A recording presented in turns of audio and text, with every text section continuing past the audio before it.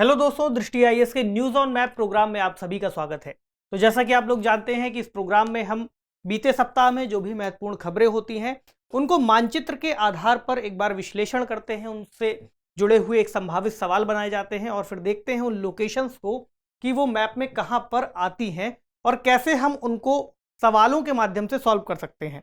तो इस प्रोग्राम में आगे बढ़ने से पहले आपको एक जानकारी दे दें कि दृष्टि आईएएस ने आईएएस प्रीलिम्स 2023 की परीक्षाओं को टारगेट करते हुए सामान्य अध्ययन से जुड़ा एक प्रोग्राम शुरू किया है, एक कोर्स लॉन्च किया है जो कि लाइव मोड में चलाया जा रहा है। ये इसकी एक विशेषता है क्योंकि लाइव मोड के अंतर्गत आप उन कक्षाओं को उसी समय देख रहे होंगे जिस समय वो टीचर्स आपको उसको पढ़ा रहे होंगे।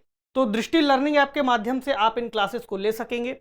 तो 1 वर्ष तक की इस कोर्स की अवधि रखी गई है। 1 वर्ष के अंतर्गत आप इसको कक्षाओं को कभी भी जाकर के देख सकते हैं। इसके अलावा जो कोर्स है लगभग 4.5 महीनों में पूरा कराने की कोशिश की जाएगी और जो इसकी फीस है यहाँ पर आपको एक बहुत ही अच्छा ऑफर दिया गया है। 20,000 रुपये मात्र इसकी फीस रखी गई है। जो कक्षाएं हैं 28 अक्टूबर से शुरू हो जाएंगी और इसमें एडमिशन्स शुरू हो चुके हैं। तो इसके अंतर्गत क्विक बुक्स की जो किताबें हैं, इसके अलावा प्रीलिम्स प्रैक्टिस क्विज से संबंधित किताबें हैं वो आपको दी जाएंगी। दृष्टि की करंट अफेयर्स मैगजीन आपको निःशुल्क मिलती रहेगी। इसके अलावा इसमें मॉक टेस्ट को भी शामिल किया गया है ताकि आपकी जो तैयारी है समग्र रूप से बेहतर हो सके। तो आप दिए गए नंबर पर कॉल करके इससे जुड़ी अतिरिक्त जानकारी ले सकते हैं और इस कोर्स का लाभ उठा सकते हैं। तो चलिए सेशन की शुरुआत करते हैं। पिछली बार आपसे पूछे गए अभ्यास प्रश्न से प्रश्न पूछा गया था कि निम्नलिखित में से कितने राज्यों में एक भी रामसर स्थल नहीं है। ऑप्शन क्या है? छत्तीसगढ़, अरुणाचल प्रदेश, कर्नाटक या फिर तेलंगाना। तो आपको सही विकल्प का चुनाव करके ये बताना था कि कितने राज्य ऐसे हैं जहां पर एक भी रामसर स्थल नहीं है। मैं इसका जवाब आपको बता देता हूं। केवल 3 राज्य इन विकल्पों के अंतर्गत ऐसे हैं जहां पर एक भी रामसर स्थल नहीं है। वो है छत्तीसगढ़, अरुणाचल और तेलंगाना। कर्नाटक में एक रामसर स्थल मौजूद है। मैप में एक बार इनको देखें। ठीक, तो यहाँ पर कौन कौन से हैं? तेलंगाना, छत्तीसगढ़, झारखंड, मेघालय और नागालैंड और अरुणाचल प्रदेश। ये राज्य ऐसे हैं जहां पर एक भी रामसर स्थल नहीं है और ये राज्य हैं। ठीक, एक और है यहाँ पर सिक्किम। ठीक, इन राज्यों में नहीं है। इसके अलावा चूंकि विकल्प में यहाँ पर कर्नाटक दिया हुआ था तो कर्नाटक में एक मौजूद है। अगर हम इसी तरह यहाँ पर जो केंद्र शासित प्रदेश है उनको देखें तो वहां पर भी कोई भी जो मार्क मैं कर रहा हूं उनमें नहीं है। केवल 2 ही केंद्र शासित प्रदेशों में बनाए गए हैं। एक जम्मू और कश्मीर में, जम्मू और कश्मीर में 6 हैं और लद्दाख में 1 है। बाकी किसी भी केंद्र शासित प्रदेश में एक भी रामसर स्थल मौजूद नहीं है। प्रश्न के मुताबिक जो सही उत्तर है ऑप्शन सी है, यानी केवल 3 राज्य ऐसे हैं जहां पर रामसर स्थल नहीं है। आप में से कई लोगों ने कमेंट सेक्शन में इसका एकदम सही जवाब भी दिया था। तो अब बढ़े पहले सवाल की तरफ और खबर को देखें। तो हाल ही में रूस यूक्रेन युद्ध के बीच विभिन्न कारणों से यूरोप के एनर्जी सप्लाई चेन के दुष्प्रभावित होने के कारण आने वाली सर्दियों में ऊर्जा संकट की आशंका बढ़ रही है। इससे जुड़े कई सारे हमने और भी प्रोग्राम्स में इस बात को डिस्कस किया है। इन फोकस में भी इसको डिस्कस किया है। सवाल चूंकि मैप से संबंधित है, क्या बनता है? प्रति इकाई क्षेत्र और ऊर्जा के दोहन की संभावनाओं के बढ़ते हुए क्रम में यूरोप के निम्नलिखित देशों को व्यवस्थित करें। ऑप्शन अल्बानिया, स्लोवाकिया, नीदरलैंड और स्लोवेनिया। तो बेसिकली सवाल क्या कह रहा है? प्रति इकाई क्षेत्र सौर ऊर्जा के दोहन की संभावनाओं को ध्यान में रखते हुए आपको बताना है और बताना है बढ़ते हुए क्रम में। तो सबसे ज्यादा सौर ऊर्जा के दोहन की संभावना कहाँ होगी? आप खुद सोचिए। मान लीजिए पृथ्वी है तो भूमध्य रेखा के नजदीक सबसे ज्यादा सौर ऊर्जा के दोहन की संभावना होगी। उसके बाद जब हम पोल की तरफ बढ़ते जाएंगे या ध्रुवों की तरफ बढ़ेंगे तो उस तरफ जाने पर जो सूर्य की ऊष्मा होगी वो हमें कम प्राप्त होगी। तो इसी क्रम में अब हमें इन देशों को लगाना है। ठीक है, तो इनका हम क्रम देखें। पहले हमें कौन सा मिलेगा? नीदरलैंड्स, क्योंकि हमें इन्हें बढ़ते हुए क्रम में लगाना है ना। दूसरा स्लोवाकिया यहाँ पर, तीसरा स्लोवेनिया ये, और चौथा है अल्बानिया। तो इस प्रश्न का जो सही उत्तर है वो कौन सा हुआ? Option B. 3 2 4 1 का क्रम यहाँ पर बनेगा। इस क्रम में लिख दें तो पहला नीदरलैंड्स, उसके बाद स्लोवाकिया, उसके बाद स्लोवेनिया, उसके बाद अल्बानिया। ठीक, अगला प्रश्न और खबर। हाल ही में अजरबैजान माइन एक्शन एजेंसी और यूएनडीपी ने बाकू में humanitarian conference on mine action का आयोजन किया। इसमें कहा गया कि बारूदी सुरंगों से मुक्त विश्व यानी लैंडमाइन फ्री वर्ल्ड को 18वां सतत विकास लक्ष्य घोषित कर दिया जाना चाहिए। 17 लक्ष्य अभी के समय मौजूद है, तो 18वां लक्ष्य बनाए जाने की यहां पर चर्चा की गई। प्रश्न क्या है? निम्नलिखित कथनों पर विचार करें। कैस्पियन सागर मध्य यूरेशिया का एक महत्वपूर्ण गैस एवं तेल क्षेत्र है, पहला कथन। दूसरा कथन कहता है कि कैस्पियन सागर के किनारे स्थित देशों में से केवल एक देश की राजधानी इसके तट पर स्थित है। आपको बताना है कौन सा कथन यहां पर सही है या कौन से कथन सही है। दो कथन दिए हुए हैं। देखिए कि कैस्पियन सागर मध्य यूरेशिया का एक महत्वपूर्ण गैस एवं तेल का क्षेत्र है या नहीं। तो एकदम ठीक बात है ये कि ये जो है एकदम महत्वपूर्ण तेल का क्षेत्र है। यहाँ पर ऑयल रिफाइनरीज आपको दिख जाएंगी, जो नीले रंग से दिखाया गया है। नेचुरल गैस प्रोसेसिंग जो प्लांट हैं वो भी यहाँ पर बने हुए हैं इसी क्षेत्र में। ठीक, नेचुरल गैस फील्ड है जो आपको लाल रंग से दिखाई गई है। पर आपको भारत की भी एक परियोजना याद होगी एक समय, तापी, जिसका मतलब तुर्कमेनिस्तान, अफगानिस्तान, पाकिस्तान और इंडिया, जो कि इसी से संबंधित थी। तो वहां पर जो प्रमुख आपूर्ति होनी थी इसकी, यहाँ पर कैस्पियन सागर से ही होनी थी। हालांकि कुछ विवादों के चलते वह योजना आगे फिर एग्जिस्ट नहीं कर पाई। अभी के लिए वह पाकिस्तान या फिर भारत के संबंध सही न होने के चलते रुकी हुई है। तो पहला जो स्टेटमेंट है वो सही है। दूसरा, कैस्पियन सागर के किनारे स्थित देशों में से केवल एक देश की राजधानी इसके तट पर है। इस बात को देखें तो यहाँ पर कई सारे देश इसके तट पर लगते हैं, जैसे रूस, यहाँ पर कजाकिस्तान, तुर्कमेनिस्तान, ईरान और अजरबैजान। इनमें से केवल एक ही राजधानी आपको दिखाई देगी जो कि इसके तट पर है, वो है अजरबैजान की राजधानी बाकू। तो ये बात ठीक है जो दूसरे स्टेटमेंट में कही गई है। तो कितने सही हैं? दोनों ही कथन सही हैं। ऑप्शन सी 1 और 2 दोनों। अगला प्रश्न और अगली खबर। हाल ही में अमेरिकी मध्यस्थता में इजराइल और लेबनान अपने समुद्री सीमा विवादों को समाप्त करने पर सहमत हुए हैं। तो आपको क्या बताना है? निम्नलिखित देशों को उनकी राजधानियों के साथ मिलान करना है। देश दिए हुए हैं जॉर्डन, सीरिया, लेबनान और साइप्रस। राजधानियां दी हुई हैं दमास्कस, अम्मान, निकोसिया और बेरूत। तो आपको इनका सही क्रम बताना है कि कौन सी राजधानी किस देश की है। तो जॉर्डन की कौन सी है? अम्मान।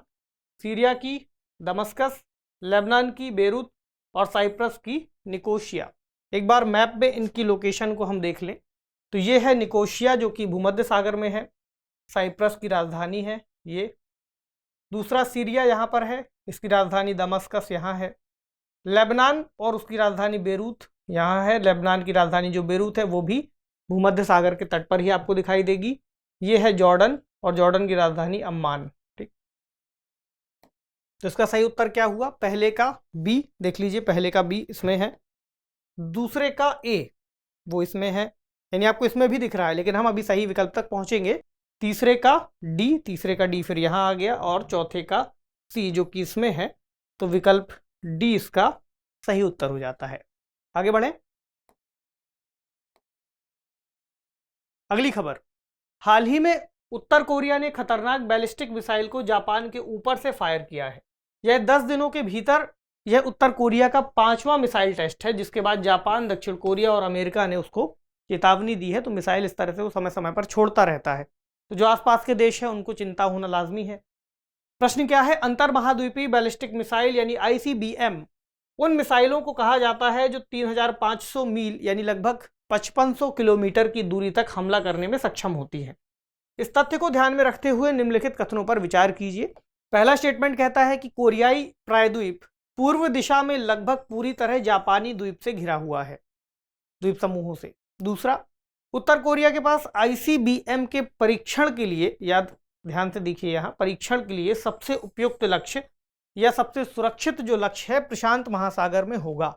आपको बताना है कि कौन सा या कौन से कथन सही है। पहले देखें कि यह पूरी तरह घिरा हुआ है जापान से या नहीं।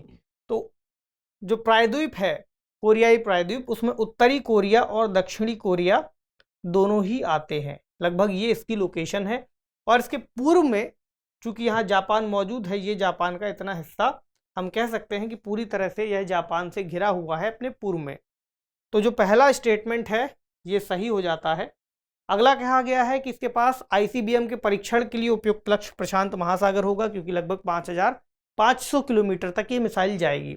तो आप अनुमान लगा सकते हैं कि अगर इसको परीक्षण करना है यानी किसी देश पर हमला नहीं करना, तो या तो ये मिसाइल इधर जा सकती है आर्कटिक महासागर तरफ, लेकिन इसके लिए ये मिसाइल फिर रूस के पास से होकर के जाएगी। तो जो सबसे सुरक्षित लक्ष्य होगा वो प्रशांत महासागर में कहीं पर बन सकता है। तो जो दूसरा स्टेटमेंट है ये भी सही है। कौन सा या कौन से कथन सही है? 1 और 2 दोनों ही कथन यहां पर सही है। अगली खबर, हाल ही में गाम्बिया में हुए 66 बच्चों की मौत के बाद WHO ने कहा है कि ये मौतें भारतीय कफ सिरप पीने से हुई हैं। ये खबर बहुत ज़्यादा चर्चा में भी है। तो निम्नलिखित युग्मों पर विचार कीजिए। यहाँ पर भौगोलिक क्षेत्र दिए हुए हैं और उनकी विशेषता दी हुई है। बताना है कि ये सुमेलित हैं या नहीं, यानी कौन से यहाँ सुमेलित हैं। सुमेलित करना नहीं है, सुमेलित बताना है। पहला दिया हुआ है गाम्बिया, आगे एक पश्चिम अफ्रीकी देश, दूसरा नामीब मरुस्थल, कालाहारी मरुस्थल के पश्चिम में, उसके बाद नूबियन मरुस्थल नील नदी के दाईं ओर, उसके बाद मसीना स्वाम्प या हम कहें दलदल नाइजर नदी से संबंधित। पहले देखें गाम्बिया एक पश्चिम अफ्रीकी देश है या नहीं। तो गाम्बिया कहाँ है? यहाँ पर गाम्बिया नदी के किनारे, ये आपको दिख रहा है। तो ये बात एकदम ठीक है कि ये पश्चिमी अफ्रीका का हिस्सा है और इसकी राजधानी क्या है? बांजुल। तो पहला जो मिलान है वो सही है। फिर नामीब मरुस्थल कालाहारी मरुस्थल के पश्चिम में। कालाहारी मरुस्थल कहाँ है? यहाँ, ये अफ्रीका का मैप है। अफ्रीका के जब आप दक्षिण हिस्से में जाएंगे तब आपको मिलेगा यहाँ, ये है कालाहारी मरुस्थल। इसके पश्चिम में नामीब मरुस्थल ये है, यानी ये जो स्टेटमेंट है ये भी सही है। उसके बाद नूबियन मरुस्थल नील नदी के दाईं ओर और मसीना स्वाम्प नाइजर नदी से संबंधित। इन दोनों को देख लें। नूबियन मरुस्थल यहाँ है इस हिस्से में, और नील नदी की जब आप लोकेशन देखेंगे तो कुछ इस तरह से ये उत्तर की ओर जा रही है। तो इसके कहाँ हो गया? दाईं ओर हो गया, इसकी दिशा में दाईं ओर। ये बात भी ठीक है। दूसरा के बाद कहा गया है मसीना स्वाम्प नाइजर नदी से संबंधित। तो नाइजर नदी आगे की ओर जब बढ़ती है तो बीच में कुछ क्षेत्र इसका दलदली हो जाता है, जहां पर इसको मसीना स्वाम्प कहते हैं, और फिर नाइजर नदी आगे बढ़ जाती है। तो इस प्रश्न का जो यहाँ पर मिलान है ये भी सही है, ये भी सही है, यानी कौन से युग्म सुमेलित हैं? तो सभी जो युग्म हैं वो सुमेलित हैं। ये इसका सही जवाब होगा, ऑप्शन डी। आगे बढ़ें।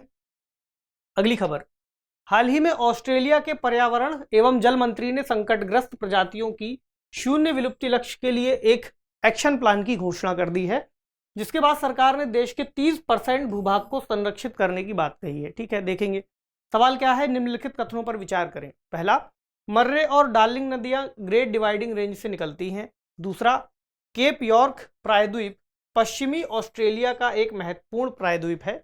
तीसरा, डार्विन तिमोर सागर के तट पर बसा एक प्रमुख ऑस्ट्रेलियाई शहर है। आपको बताना है कितने कथन सही हैं।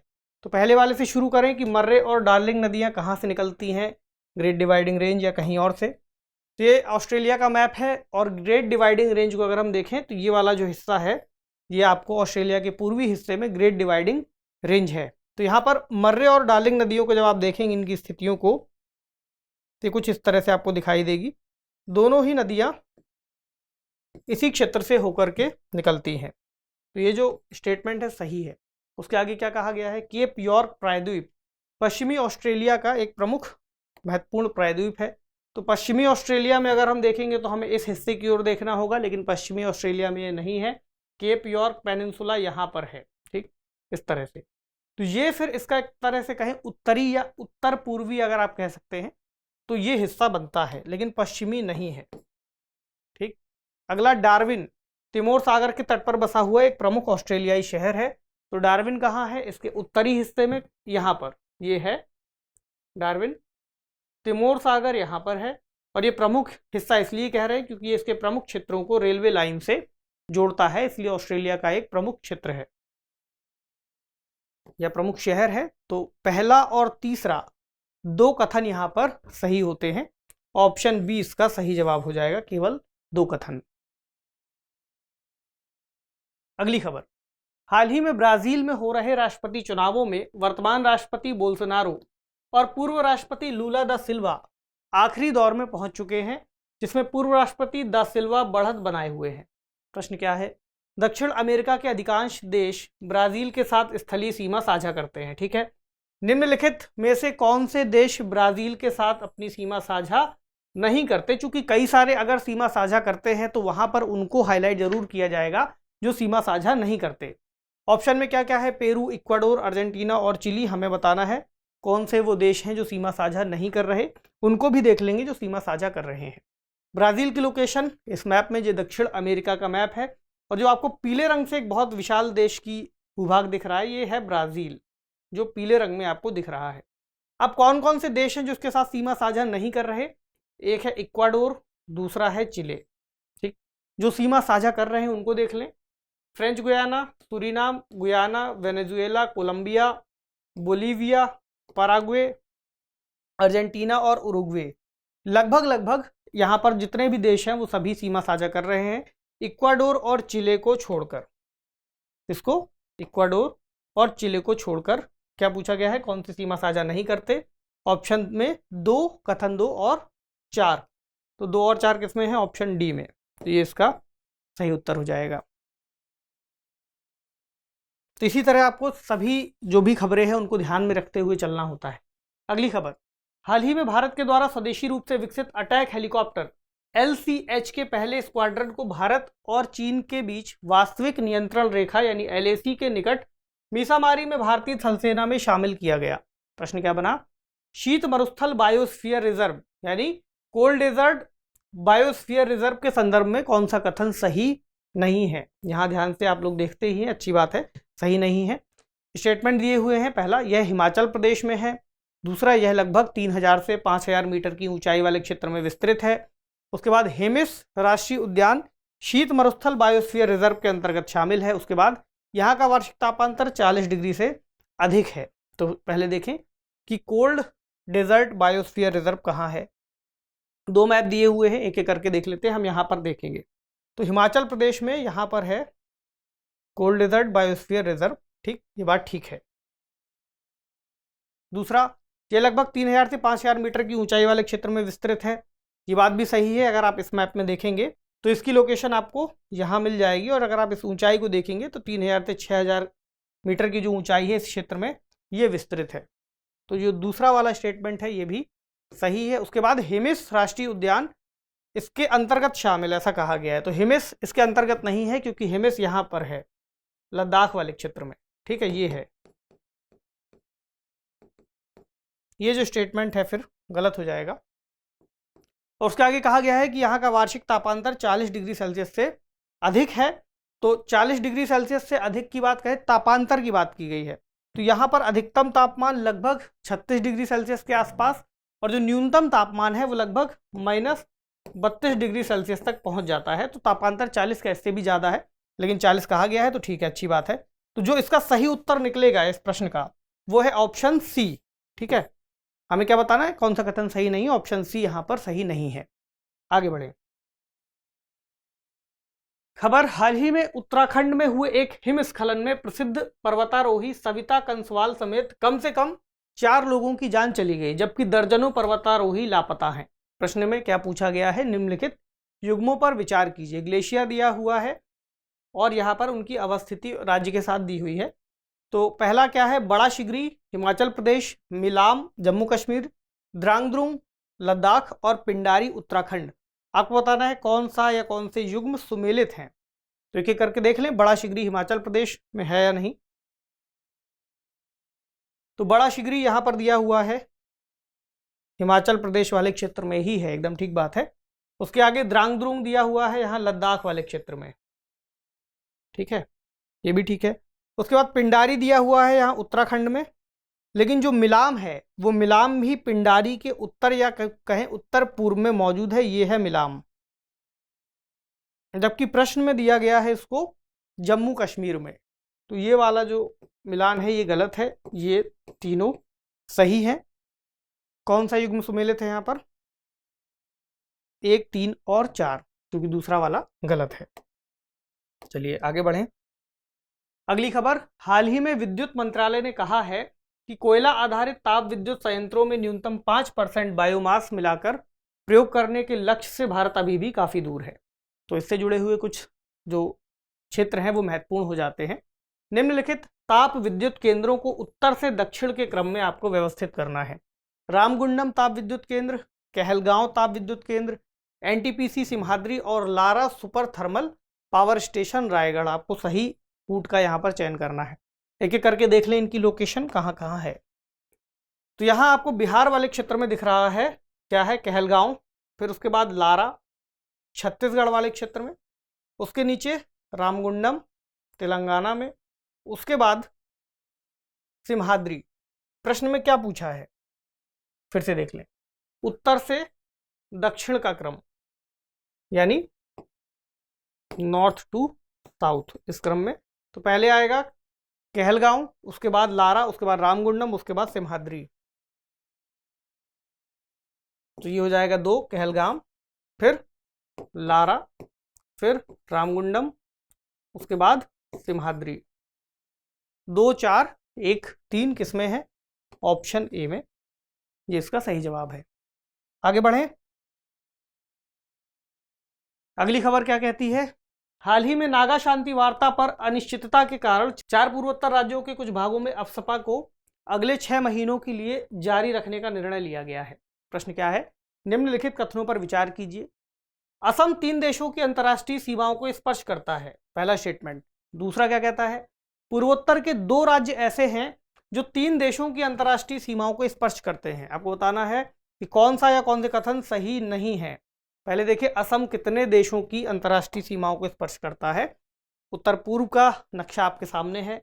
असम राज्य गुलाबी रंग से यहाँ पर दिख रहा होगा आपको। इसकी सीमा लगती है भूटान के साथ और यहाँ पर बांग्लादेश के साथ। तो बांग्लादेश के साथ 2 जगह से लगती है, लेकिन 3 अंतर्राष्ट्रीय एक तरीके से सीमाएं साझा नहीं करता। 2 ही देश हैं, 1 और 2, 3 देश नहीं है। तो ये जो स्टेटमेंट है गलत है। पूर्वोत्तर के 2 राज्य ऐसे हैं जो 3 देशों की अंतर्राष्ट्रीय सीमाओं को स्पर्श करते हैं। कौन कौन से हैं? पहला अरुणाचल प्रदेश, जो कि चीन, भूटान और म्यांमार के साथ अपनी सीमा साझा करता है। दूसरा है सिक्किम, यहाँ पर, जो कि नेपाल, भूटान और चीन के साथ अपनी अंतर्राष्ट्रीय सीमा साझा कर रहा है। तो ये वाला कथन सही है। पूछा गया है कौन सा या कौन से कथन सही नहीं है? केवल एक गलत है, तो केवल एक सही नहीं है। ठीक है, इसका उत्तर ये हो जाएगा। अगली खबर। हाल ही में मध्य प्रदेश के मुख्यमंत्री श्री शिवराज सिंह चौहान ने एक कार्यक्रम के दौरान कहा कि प्रोजेक्ट चीता राज्य में पर्यटन की संभावनाओं में वृद्धि करेगा। तो प्रोजेक्ट चीता बहुत ज़्यादा चर्चा में था। प्रोजेक्ट चीता को कहाँ लाया गया है, आप कमेंट सेक्शन में बता सकते हैं। बहुत बार हमने उसको डिस्कस भी किया है। प्रश्न क्या है? निम्नलिखित को उत्तर से दक्षिण के क्रम में व्यवस्थित करना है आपको। चांदोली राष्ट्रीय उद्यान, बांधवगढ़ राष्ट्रीय उद्यान, मुकुंदरा हिल्स राष्ट्रीय उद्यान और गोविंद राष्ट्रीय उद्यान। और कूट का यहाँ पर आपको चुनाव करना है। तो इनको भी मैप में देख लें कि उत्तर से दक्षिण का क्रम इनका कैसे बनेगा। गोविंद नेशनल पार्क उत्तराखंड में, Mukundra hills national park Rajasthan में, उसके बाद बांधवगढ़ मध्य प्रदेश में, और उसके बाद चंदोली नेशनल पार्क यहाँ महाराष्ट्र में। तो उत्तर से दक्षिण का क्रम बनाने के लिए कहा गया है, north to south. Govind, Mukundra, Bandhavgarh और चंदोली। तो गोविंद, मुकुंदरा, बांधवगढ़ और चंदोली, 4, 3, 2, 1 किसमें दिख रहा है आपको? ऑप्शन 1 में। तो 4, 3, 2, 1 इसका सही उत्तर है। इसका क्रम एक बार फिर से इस मैप में देख करके आप याद कर लीजिए, ताकि चूंकि चर्चा में ये क्षेत्र है तो इससे जुड़ा सवाल बन सकता है। अगर नहीं भी बनेगा तो अगली बार आपको काम आ सकता है। अगली खबर। हाल ही में जारी भारतीय वन सर्वेक्षण की एक रिपोर्ट के अनुसार कॉर्बेट बाघ अभयारण्य में टाइगर सफारी के लिए अवैध रूप से 6000 से अधिक पेड़ काट दिए गए। तो कॉर्बेट राष्ट्रीय उद्यान के संदर्भ में निम्नलिखित कथनों पर विचार करना है। पहला स्टेटमेंट कहता है कि यह रामगंगा बांध के निकट स्थित है। दूसरा क्या कहता है कि यह स्वतंत्रता पूर्व का एकमात्र राष्ट्रीय उद्यान या फिर नेशनल पार्क है। कौन से कथन सही नहीं है? पहला देखिए, रामगंगा बांध के निकट है या नहीं, और कॉर्बेट है कहाँ? कॉर्बेट ये उत्तराखंड है। उत्तराखंड के इस हिस्से में है, उत्तर प्रदेश के पास वाला एरिया। कॉर्बेट नेशनल पार्क यहाँ है।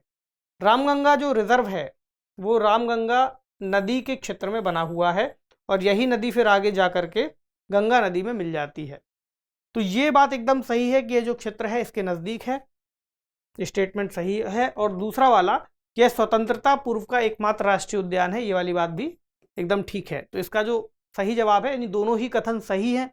पूछा है कौन से सही नहीं है, लेकिन दोनों सही है, तो इसका उत्तर हो जाएगा ऑप्शन डी, ना तो 1 और ना ही 2, यानी दोनों ही गलत नहीं है, दोनों ही कथन सही हैं। आगे बढ़ें। अब एक प्रश्न ले लें, यूपीएससी ने जो इसके पहले पूछा है, यूपीएससी सिविल सर्विस एग्जाम 2015 में पूछा गया है। इसमें तीर्थ स्थान दिए हुए हैं और आगे अवस्थितियां दी हुई हैं। तो आपको बताना है कि कितने युग्म यहां पर सही हैं। श्रीशैलम नल्लामला पहाड़ियां, ओंकारेश्वर सतमाला पहाड़ियां और पुष्कर महादेव पहाड़ियां।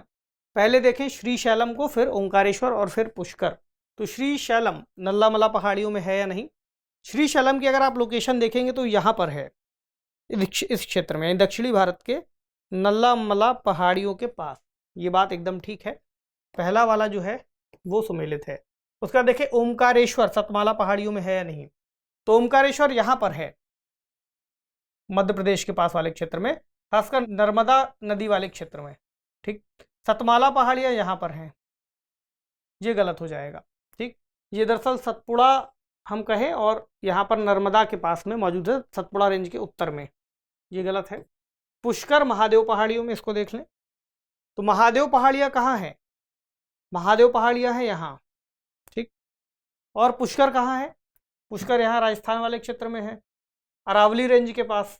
महादेव पहाड़ी तो बहुत ही दूर है, तो ये भी जो है गलत हो जाता है।